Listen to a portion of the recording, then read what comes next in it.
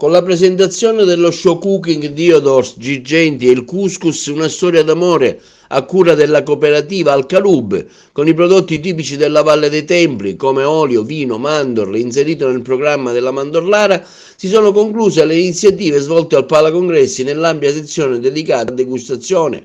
Una settimana in cui sono state presentate tante iniziative legate al cibo, all'enogastronomia e che ha visto la partecipazione di qualificati chef e di centinaia di persone che oltre ad apprendere l'arte di preparare i cibi li hanno anche gustati. La cooperativa Al-Kalub conclude oggi il mandorlo, la mandorlara con alcuna iniziativa. Ecco come si svolge e quale sarà il centro del contendere, diciamo, da un punto di vista culinario ovvio. Intanto questo evento viene organizzato nell'ambito di Mandorlara e abbiamo voluto proporre questo momento di incontro tra i produttori dei prodotti Diodoros della Valle dei Templi e creare un legame, diciamo, con l'Africa.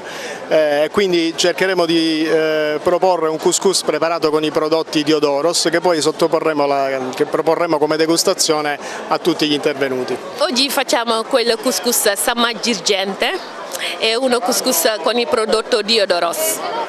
Presentiamo questo. La preparazione sarà una cosa facile, anche utilizziamo quel prodotto di quelle valle come mandorla, olio e vino e anche il nostro miele. Era naturale che si chiudesse con l'attività agricola del parco legata naturalmente all'eccellenza enogastronomica siciliana. È un progetto di grande respiro che il parco sta conducendo da tanti anni e che si inserisce all'interno dell'altro progetto Agrigentium che, come sapete, ha conseguito il Premio Nazionale del Paesaggio. Quindi un modo nuovo di guardare all'assetto paesaggistico del parco con riguardo anche alle possibilità produttive che esso esprime, coinvolgendo anche i privati. Le qualità, praticamente io rappresento il marchio Diodoros sul settore mandorla e naturalmente ci stiamo impegnando per far crescere questo prodotto, diciamo,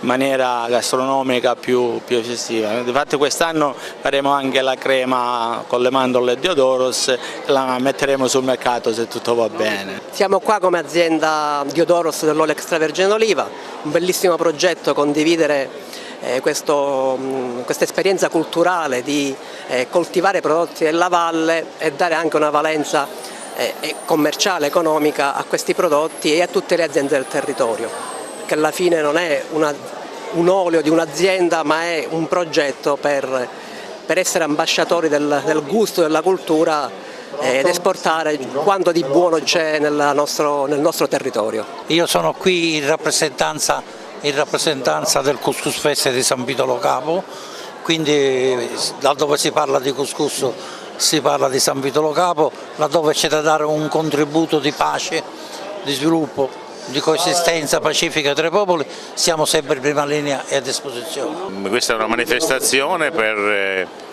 illustrare il progetto Diodoros abbinato a un'esperienza multirazziale, multietnica di cibo come il couscous.